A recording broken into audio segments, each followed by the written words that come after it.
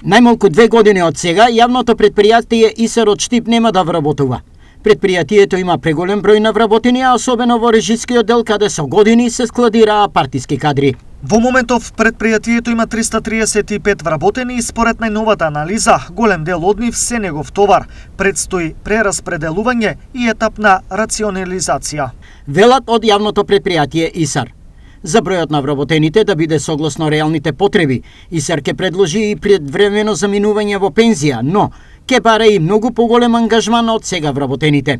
Ова е само дел од планот за излез на ИСАР од драматично лошата финансиска состојба во која е втурнат по сите економски непогоди, но најмногу поради неодговорности и недомакинско работење. Во оваа насока, ИСАР до крај ги затвора финансиските излези и ќе се плаќаат само основните трошоци. Ке нема повеќе прекувремени часови, освен за екипите во итни интервенции, додатоци и слично, што досега ИСАР го практикуваше.